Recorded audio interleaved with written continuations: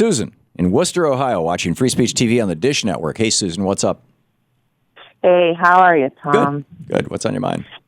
I have a comment about those people who call Bernie a socialist. Well, Bernie calls Bernie a democratic socialist. That's right.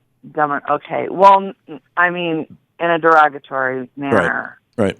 Okay. I'm not talking about the real thing. I'm talking about the way people perceive socialism. Right. And I think people don't understand that socialism is a form of economic system. It's not a form of government. Well, it's actually a combination of capitalism. It's a combination of the two.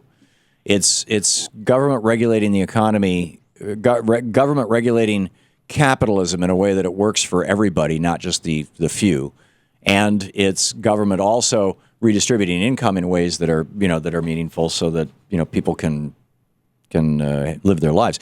If your question is how do you discuss this with people who say, "But Bernie's a socialist"? Is that the question behind your question? Yes. Okay. Here's how I would answer it.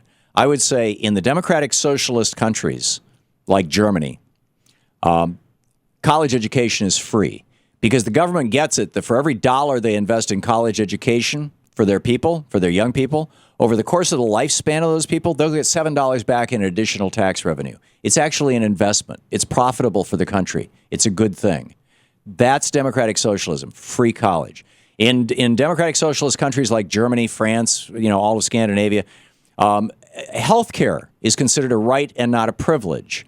And now that is not, you can call that socialism if you want, but Thomas Jefferson essentially wrote it into the Declaration of Independence. Nature's God decided that we should have life, liberty, and the pursuit of happiness. How can you have life if you discover that you have cancer or heart disease or diabetes and you can't afford to pay for the treatment? Right. So if you want to call socialism, free health care, free college education, better public transportation, so even low-income people can get to work, good subway systems, good roads. If you want to call that socialism, I would call it socialism, and that's fine, and that would make me a democratic socialist too, and I'm proud of it. Mm-hmm. That's what I am.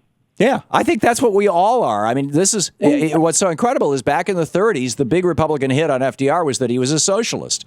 In the 60s, the big hit on Lyndon Johnson with the Great Society from the Republicans was that he was a socialist. Well, in this context, they both were. The Great Society was a democratic socialist program. The New Deal was a democratic socialist program. America loved them both.